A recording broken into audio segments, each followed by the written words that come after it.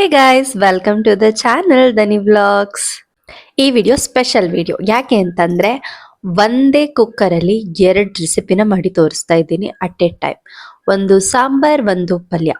ನಿಮ್ಗೆ ಸಾಂಬಾರಿಗೆ ಸಾಂಬಾರು ಆಯ್ತು, ನೆಂಚ್ಕೊಳ್ಳೋಕೆ ಪಲ್ಯನೂ ಆಯ್ತು. ಸೊ ಅದಕ್ಕೋಸ್ಕರ ಈ ರೆಸಿಪಿನ ನಿಮ್ ಜೊತೆ ಶೇರ್ ಮಾಡ್ಕೊಳ್ತಾ ಇದ್ದೀನಿ. ಫಸ್ಟ್ ಈ ರೆಸಿಪಿಗೆ ಏನ್ ಮಾಡ್ಬೇಕು ಅಂತಂದ್ರೆ ಬೇಳೆ ಹಾಗೆ ಕಡಲೆಬೇಳೆನ ಕುಕ್ಕರಲ್ಲಿ ಕೂಗಿಸ್ಕೋಬೇಕು. That is a first step. Next ಪಡವಲಕಾಯಿನ ಅದ್ರ ಸಿಪ್ಪೆನ ಲೈಟ್ ಆಗಿ ಮೇಲ್ಗಡೆ ಹುರ್ಕೊಂಡು ಅದ್ರ ಬೀಜ ಎಲ್ಲ ತೆಗೆದು ಈ ತರ ಸಣ್ಣದಾಗಿ ಹೆಚ್ಚಿಟ್ಕೋಬೇಕು. ಯಾಕಂದ್ರೆ ನಾವು ಪಡವಲಕಾಯಿನ ಜಸ್ಟ್ ಫ್ರೈ ಮಾಡ್ಕೊಳ್ತೀವಿ, ಅದು ಬೇಗ ಬೇಯಬೇಕು ಅಂತಂದ್ರೆ ಸಣ್ಣ ಸಣ್ಣದಾಗಿ ಹೆಚ್ಕೊಂಡ್ರೆ ತುಂಬಾ ಚೆನ್ನಾಗಿರುತ್ತೆ. ಹಾಗೆ ಈರುಳ್ಳಿನೂ ಹೆಚ್ಚಿ ಕರ್ಬೇವಿನ ಸೊಪ್ಪು ಒಗ್ಗರಣೆಗೆಲ್ಲ ರೆಡಿ ಮಾಡಿ ಇಟ್ಕೊಂಡಿದ್ದೀನಿ. ಇಲ್ಲಿ ನೋಡ್ಬೋದು ಬೇಳೆ ಹಾಗೆ ಕಡಲೆಬೇಳೆ ಎರಡು ಕೂಡ ಚೆನ್ನಾಗಿ ಬೆಂದಿದೆ. ಆಕ್ಚುಲಿ ತುಂಬಾ ಜಾಸ್ತಿ ಮೆತ್ತಗೂ ಬೇಯಿಸ್ಕೋಬಾರ್ದು, ತುಂಬಾ ಕಡಿಮೆನೂ ಬೇಯಿಸ್ಕೋಬಾರ್ದು. ನಾನಿಲ್ಲಿ ಏನ್ ಮಾಡ್ತಾ ಇದ್ದೀನಿ ಅಂದ್ರೆ ಸ್ವಲ್ಪ ಬೇಳೆ ಹಾಕಿ ಕಡಲೆಬೇಳೆನ ಬೆಂದಿರೋದನ್ನ ಟೊಮೆಟೊ ಹಾಕೋದಕ್ಕೂ ಮುಂಚೆನೆ ಸ್ವಲ್ಪ ಒಂದು ಬಟ್ಲಲ್ಲಿ ಎತ್ತಿ ಇಟ್ಕೊಳ್ತಾ ಇದ್ದೀನಿ. ನೆಕ್ಸ್ಟ್ ಅದಕ್ಕೆ 2 ಟೊಮೆಟೊ, ಹಸಿಮೆಣಸಿನಕಾಯಿ, ಉಪ್ಪು ಹಾಗೆ ಅರಿಶಿನ ಪುಡಿನ ಹಾಕಿ ಅದನ್ನ ಮತ್ತೆ ಇನ್ನೊಂದು 2 ಕೂಗಿಸ್ಕೊಡೋದಕ್ಕೆ ಮತ್ತೆ ಕುಕ್ಕರ್ನ ಕ್ಲೋಸ್ ಮಾಡಿ ಇಡ್ತಾ ಇದ್ದೀನಿ. ನೆಕ್ಸ್ಟ್ ನಾನಿಲ್ಲಿ ಒಗ್ಗರಣೆ ಹಾಕೊಳ್ಳೋಕೆ ಒಂದು ಬಾಣಲಿಗೆ ಎಣ್ಣೆ, ಸಾಸಿವೆ, ಉದ್ದಿನ ಬೇಳೆ ಹಾಕಿ ಒಗ್ಗರಣೆ ಕೊಟ್ಕೊಂಡಾದ್ಮೇಲೆ ಅದಕ್ಕೆ ಕರಿಬೇವಿನ ಸೊಪ್ಪು, ಒಣಮೆಣಸಿನ್ಕಾಯಿ ಹಾಗೆ ಬ್ಯಾಡಗೆ ಮೆಣಸಿನ್ಕಾಯಿ, ಒಣಮೆಣಸಿನ್ಕಾಯಿ ಖಾರಕ್ಕೆ, ಬ್ಯಾಡಗೆ ಮೆಣಸಿನ್ಕಾಯಿ ಫ್ಲೇವರ್ಗೆ ಹಾಕಿ ಈರುಳ್ಳಿನೂ ಹಾಕಿ ಉಪ್ಪು ಹಾಕಿ, ಈರುಳ್ಳಿಗೆ ಉಪ್ಪು ಹಾಕಿದ್ರೆ ಬೇಗ ಫ್ರೈ ಆಗುತ್ತೆ ಅಂತ ಅಂದ್ಬಿಟ್ಟು ಅಷ್ಟೇ ಉಪ್ಪು ಇವಾಗಲೇ ಹಾಕ್ತಾ ಇದ್ದೀನಿ. ಆ್ಯಂಡ್ ಬೇಳೆ ಬೇಯೋದಕ್ಕೆ ನೀವೇನು ಉಪ್ಪು ಹಾಕಿರೋದಿಲ್ಲ. ಸೊ ಅದಕ್ಕೋಸ್ಕರ ಪಲ್ಯಕ್ಕೆ ಎಷ್ಟು ಬೇಕಷ್ಟು ಉಪ್ಪು ಇವಾಗಲೇ ನೀವು ಆ್ಯಡ್ ಮಾಡ್ಕೋಬೇಕು. ಆ್ಯಂಡ್ ಉಪ್ಪು ಹಾಕಿ ಅದು ಅರಿಶಿನ ಪುಡಿ ಹಾಕಿ ಚೆನ್ನಾಗಿ ಈರುಳ್ಳಿ ಎಲ್ಲ ಚೆನ್ನಾಗಿ ಫ್ರೈ ಆದಮೇಲೆ ಅದಕ್ಕೆ ಸಣ್ಣದಾಗಿ ಹೆಚ್ಚಿಟ್ಕೊಂಡಿರೋ ಪಡವಲಕಾಯಿನ ಹಾಕಿ ಫ್ರೈ ಮಾಡ್ಕೊಳ್ಬೇಕು.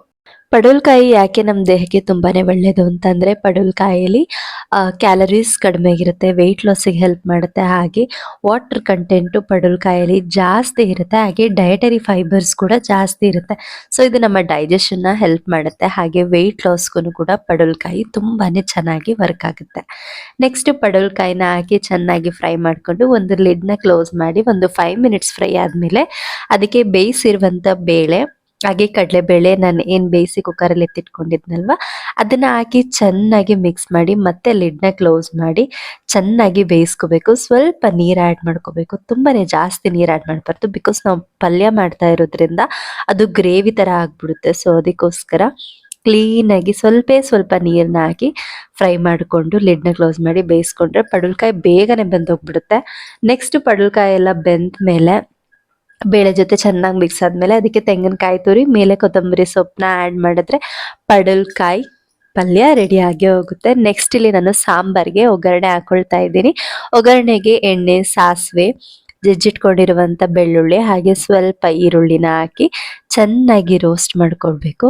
ನೆಕ್ಸ್ಟ್ ಅದಕ್ಕೆ ಕರಿಬೇವಿನ ಸೊಪ್ಪನ್ನ ಹಾಕಿ ಚೆನ್ನಾಗಿ ಫ್ರೈ ಮಾಡಿಕೊಂಡು ಸಾಂಬಾರ್ಗೆ ಒಗ್ಗರಣೆನ ಕೊಡಬೇಕು.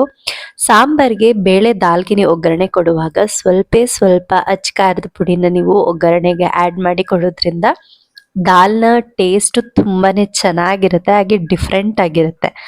ದಾಲ್ಗೆ ಇಲ್ಲಿ ಒಗ್ಗರಣೆ ಕೊಟ್ಟಾದ್ಮೇಲೆ ಅದಕ್ಕೆ ಸ್ವಲ್ಪ ಕೊತ್ತಂಬರಿ ಸೊಪ್ಪನ್ನ ಲಾಸ್ಟಲ್ಲಿ ಆ್ಯಡ್ ಮಾಡಿಕೊಂಡು ಅದನ್ನು ಕೂಡ ಸಾಂಬಾರ್ಗೆ ಒಗ್ಗರಣೆ ಕೊಟ್ಕೊಳ್ತಿದ್ದೀನಿ. ಸೊ ನಮಗೆ ಸಾಂಬಾರ್ ರೆಸಿಪಿನೂ ಆಯಿತು, ಪಲ್ಯ ರೆಸಿಪಿನೂ ಆಯಿತು. ಇದಕ್ಕೆ ನಾನು ಚಪಾತಿನ ಮಾಡ್ಕೊಂಡಿದ್ದೀನಿ.